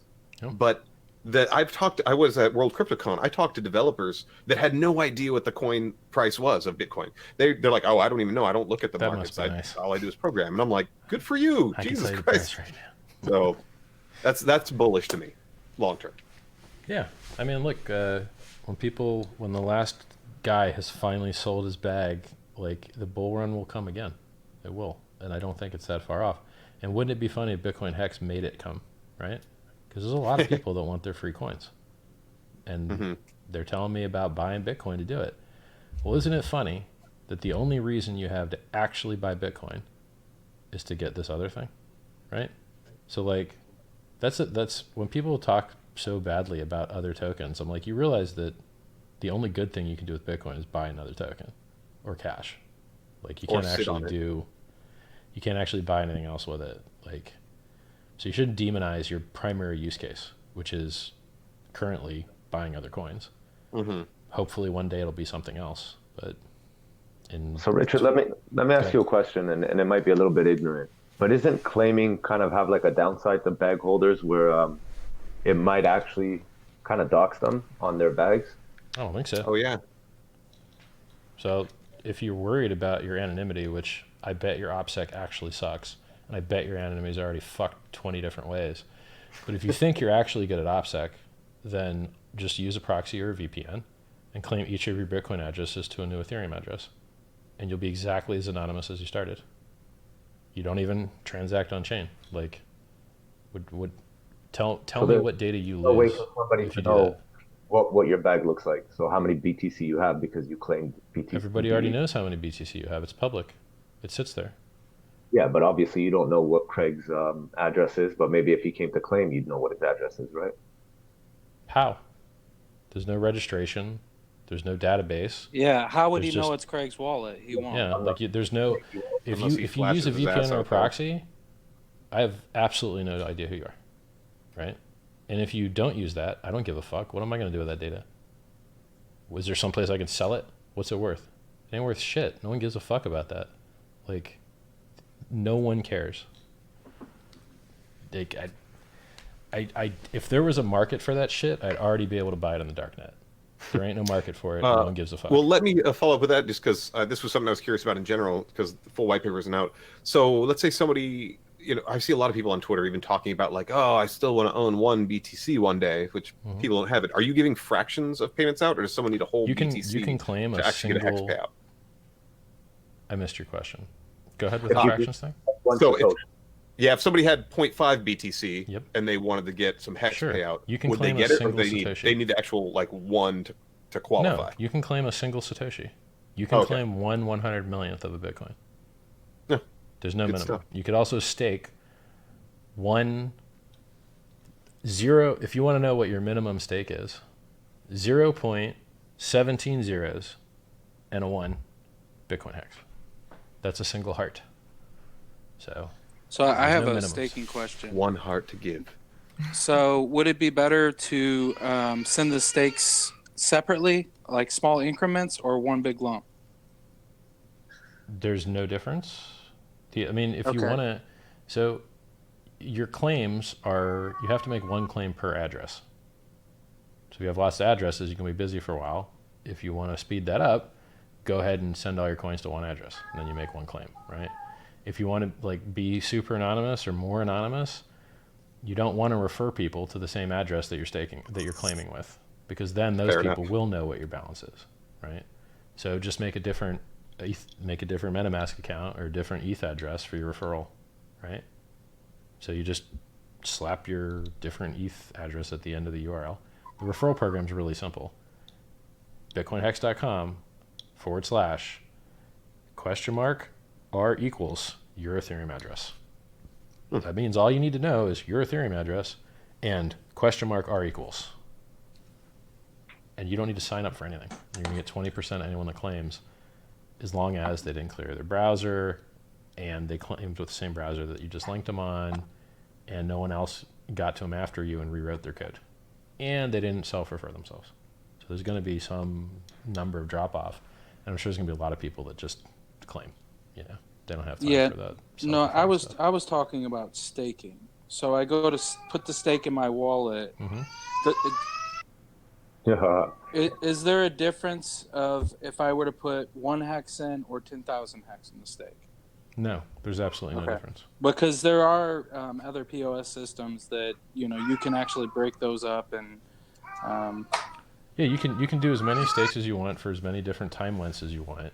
At some point, you will reach a maximum number of stakes per an address, and then you have to move to a new address. I don't have a number on that. I'll declare it when I know it. All right, tell me something exciting or interesting. I'm kind of falling asleep. I'm sorry. Slap yourself really hard, man. It's good content. Drink my coffee. This to me He didn't do it for you. is not exciting talk. Let's talk about something exciting and crazy and weird. Let's talk about WikiLeaks busting Craig Wright's ass publicly. I can do Who that saw that one? That was a made me beautiful very thing. happy. So it's been well known that Craig Wright has edited his blog to look as though he were working on Bitcoin when he was not. And it's very easy to see when people have bullshitted about the past, because we have the Wayback Machine that straight up shows us what the previous state of the internet was in the past. And so I knew about this for a long time, but apparently it's just come to other people's attention. So there's a database of all of the lies and mistruths and bullshit that Craig Wright has done, and it's on GitHub, and it's called The Cult of Craig. So if you search Cult of Craig on Google, I didn't know about that. Yeah, and you can make a request to add data to it. So I had saved some of his bullshit papers that he produced, and then saw that he had deleted them and thought, oh well, he probably deleted them for a reason, so I better post these here. It's the reason I saved them, right? And then other people report things that they find. So it's a great way to share information about something, right? GitHub. So you can either do a pull request or you can just put it under a report. And so today, WikiLeaks published a report, which was basically the same knowledge that I saw some lady had originally published. Don't remember her name. And was her publishing it was already some shit I already knew about forever, which was that this guy went back and edited his blog to look like he was working on Bitcoin. But in reality, well, actually, they might be different. Her report was that there was a spelling error in Bitcoin's original white paper that was then fixed, and then he was trying to claim that he had something to do with the original white paper, but he used not the oldest version that was fucked up. He used like the more modern version, like he fucked up his fraud somehow. So I guess the reports are slightly different. So I knew about, so the WikiLeaks one was about blog changing, but the report I saw from that lady earlier today was about white paper changes. So those are actually two different reports. I'm sorry about that.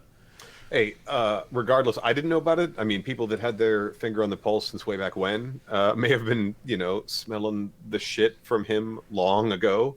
But I thought it was great because it opened it up. I mean, WikiLeaks obviously got, I don't know, something like a few million followers or whatnot. And every single whether thing they're crypto or not, is it's fantastic. Obviously fucked up.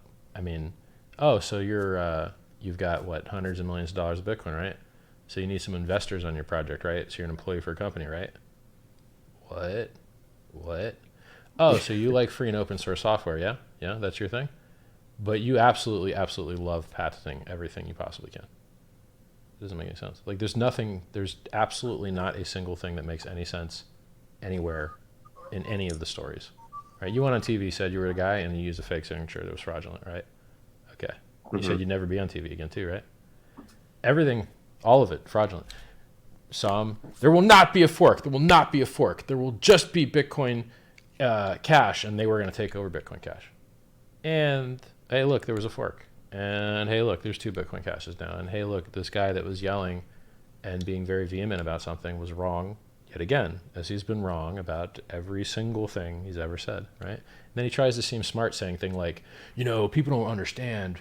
Actually, that sounds way cooler than this motherfucker, so I'm not even going to do a voice for him. If he says you can actually use Bitcoin to be Turing complete, and then he calls it like a two-tape machine, and you look it up and you're like, all right, what's a two-tape machine? It's like an extremely shitty, horrible, terrible, useless way to do computing.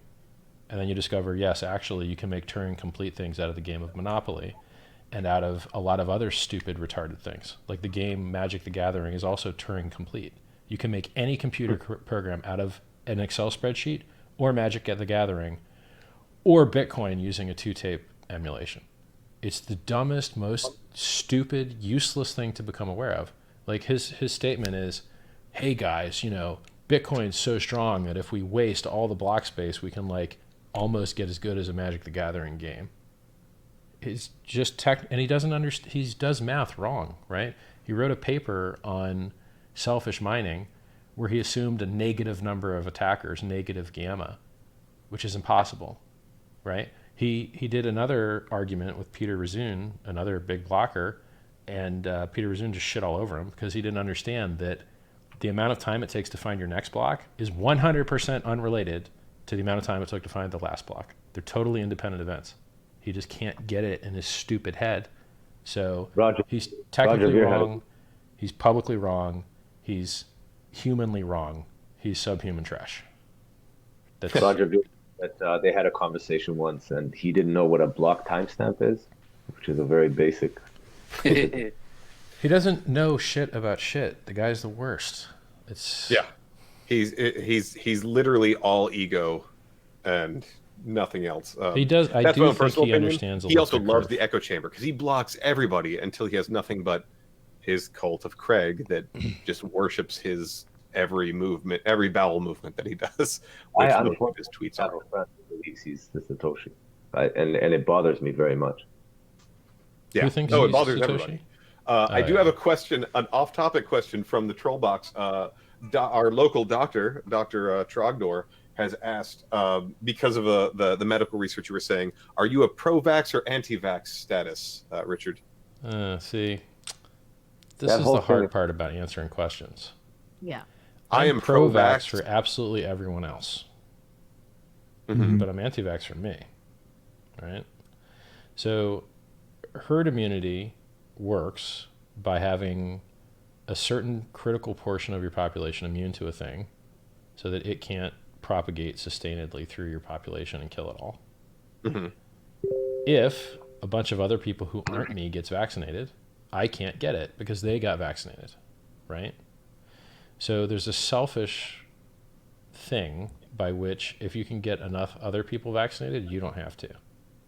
But you are a dick because you are risking other people, right? So it's a very hard to answer question. I am very pro-vaccination, and it's very easy for people to forget how bad it used to suck when everyone was in an iron lung, right? Yeah. So if my you grandparents told me about kids back, they knew had polio at school, and I'm like, oh, that sounds terrible because they saw that, and it's preventable. Yeah. I mean, this is the thing. I tell people, and I've tweeted this before, you can be pro-vax and anti-big pharma at the same time. Yeah. Because, yeah, obviously those are two disparaging things. Sure, let's get better vaccinations with less side effects. You could also be against a couple of different vaccines and not all of them. That's the pro-vax, anti-vax. It's too much. Like some people are only against MMR, right? There's some people who are just against other things. So just calling it anti-vax is kind of overblown. Yeah, I mean, there's a lot of nuance to all these things. Like, here's the thing, right? While we're talking about all this shit, just remember, you're going to die with a whimper, not a bang, of cancer or heart disease. Boring as fuck. You're going to do something about it. Because it's coming. Look in your family tree. Look what killed all those dudes. It's coming for you, right? So vax, anti-vax, global warming, I'm like, yeah. I'm focused on the shit that's actually coming to kill me. Global warming is not coming to fucking kill me. Some people might have to move off the coast. I'm going to have a couple wars. Okay, that shit ain't actually coming to kill me. Cancer and heart disease are coming to fucking kill me, right? Like space travel, it's not coming to kill me. Cancer and heart disease are coming to kill me. That's the shit that actually matters. The shit that's 80% likely to kill you. I'm planning at about 80 to hit a wall at about $150 on a motorcycle. That's just like, I want to bang. Richard, you have you've retired early. You've traveled the world. You have it all. Are you happy right now? No. Good question. Yeah. Like, I can do happy. I do happy when I'm supposed to do happy. But when I'm thinking about where I should be and where I'm at, I blew 10 years of my life playing video games. Where's my book? Book ain't done, right? Should have a global movement going on there. Where's my crypto, right? That's going pretty well. I'm happy about that. It's optimal gameplay. Like, it's the best thing I could possibly do. I'm very, very happy with that decision. That's probably the best thing I got going on. I'm very happy with my relationships. But if I'm not with my friends, right? Like, I'm bantering with you guys. I'm having fun with you guys. If I don't have an audience to hold me to a high standard, then I will just be, I won't say unhappy, but I'm just goal oriented. I'm just doing stuff, right? Complacent, which is not where you want to be. Well, focused, right? or I mean, I'll be one of two things. I'll either be focused or feeling bad that I'm not, right? So It's for hard me, from like moment to moment. happiness isn't what I want to do. If I wanted to do happiness, I'd smoke weed, right? Makes you happy, right? It just costs you effectiveness. Depends on how you do Is it. that the issue, Richard? Are you having issues, which I have too, is living in the moment and not worrying about the future or regretting the past? Is that something you struggle with? Be here now, bitches. I do very well to ignore the past. If I want to think about the past and find pain, it's the bear market. Easy to do that, right? And I've lost millions of dollars and had people rob me, and had friends shoot themselves and kill themselves in cars that I bought them and shit. Like, I've got a lot of suck in my past if I care to look at it. I just don't care to look at it. I'm always focused on the future. Good for you, man. So there's two ways that you can deal with problems. You can either recode your feelings to the problem, which is the better solution, but it takes more time, or you can just never think about it. They both actually work. That theory that you have to have the 5 stages of grief, it is not true. Several different styles of grieving work fine, and not grieving is a style that works fine. So I tend to do that one. Now the downside is if you take that shortcut and then that shitty memory comes up, it sucks a little bit more because you haven't re-encoded it to not suck, right? So everyone has the same types of events occur to them, and you can't change the events, but you can change your opinion about the events, right?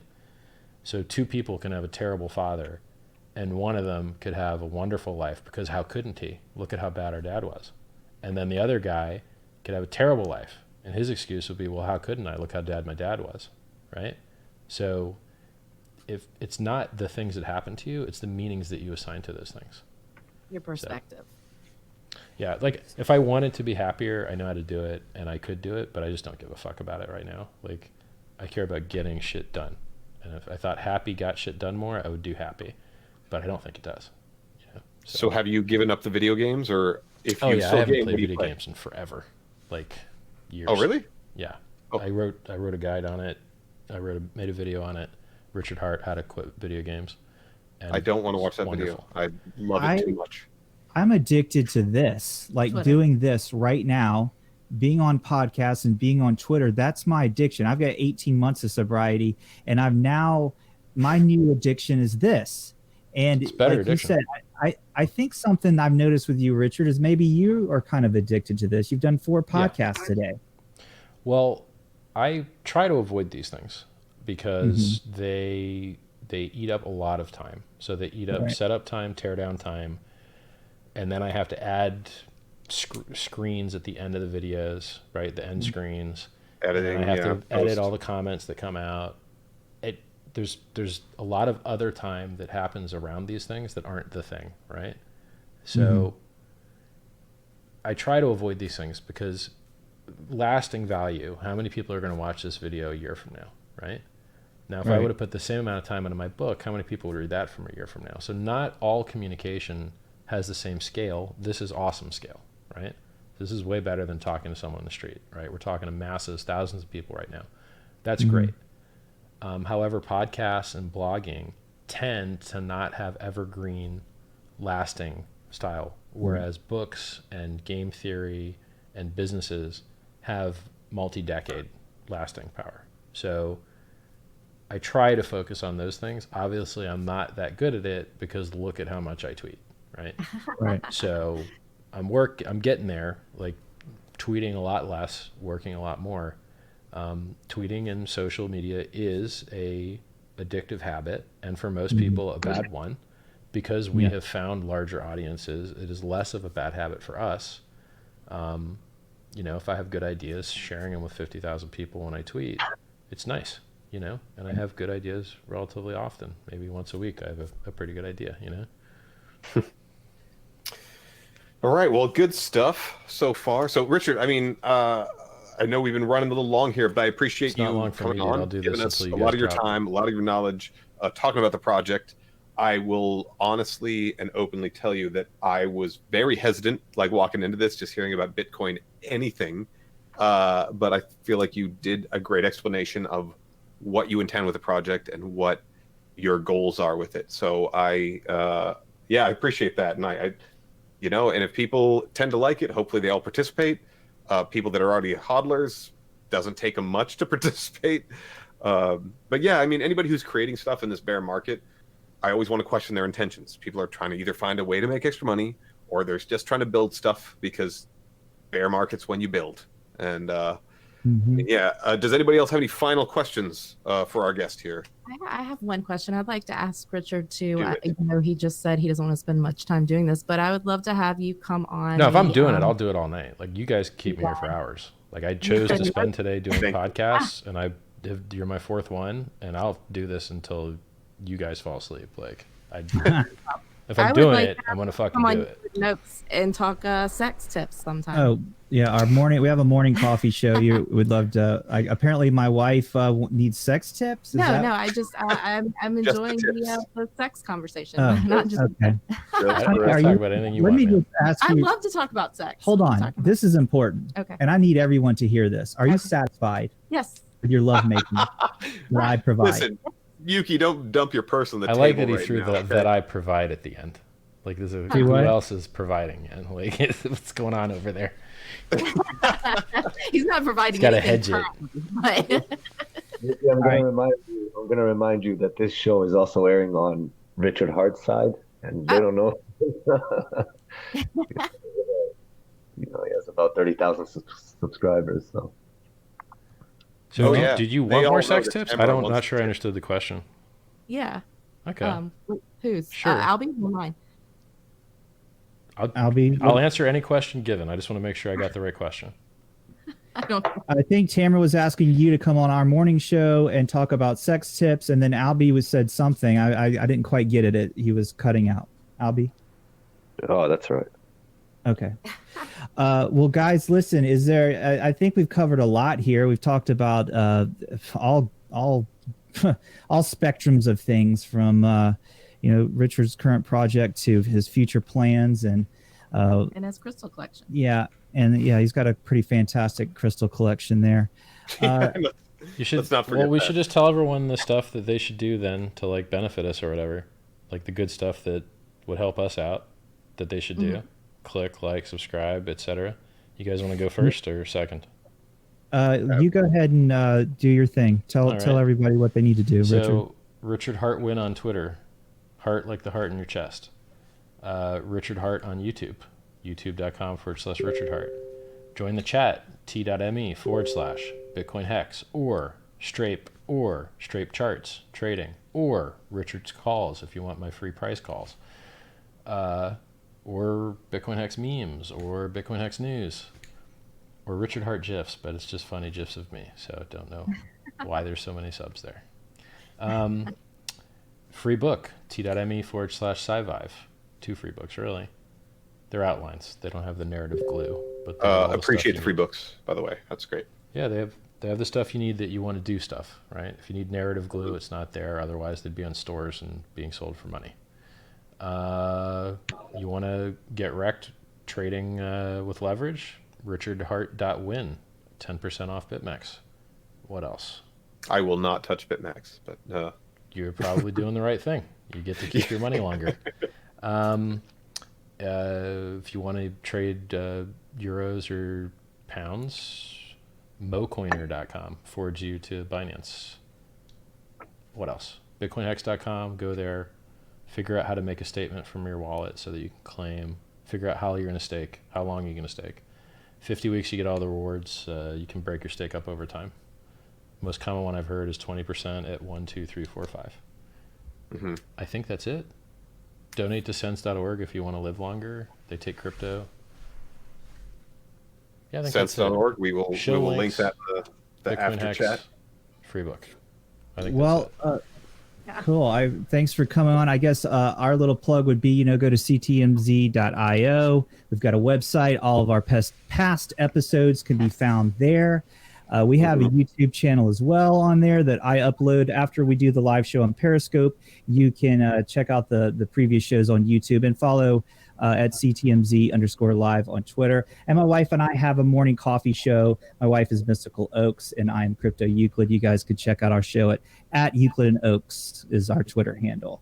And we always like to wrap up a show with any final shout outs. I always like to give a little shout out to whoever's clothing I'm wearing. This is from SatoshiCouture.com, Nice. who's a buddy. It's the 8-bit coin shirt. That's pretty awesome. And if you guys want your merch featured on our show, feel free to contact us at CTMZ_live, and you could send us all shirts. We'll even coordinate. We might have a matching day. Who knows? Send us some stuff. We'll shout you out and everything. But yeah, anybody else got extra shout outs you want to do? Please do it now. Albie, Oh, I just appreciate Richard coming on. yeah, I do as well. Yeah, thank you, Richard. It was a great talk. And Yeah, I good really enjoyed it. explanation. It was fun. Yeah, Albie, thank you you. got anything? Albie? Just to thank him. Thank you for coming on. It was great. It's my All right, pleasure, guys. With that, I'm going to end the show. And thanks everyone for tuning in. And yeah, make sure you always tune in, because we're the guys that are going to bring you all the good stuff, all the juicy gossip. Yeah, thanks again for Richard. And if any of our audience isn't following him, I mean, follow him. He's got good stuff to say. So check it out. Definitely. I have some good gossip. Oh, what now? And a question for Doc Trog. At the end of the I show? think Beggar had an issue with something going on. There's some Beggar?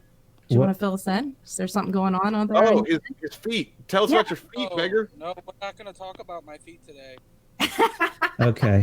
All right. We gotta end the show, Tim. We can't start a whole nother thing. All right, guys. Everyone See you later, say goodbye. Thanks for watching. Goodbye, everybody. Peace. Thank you guys for joining.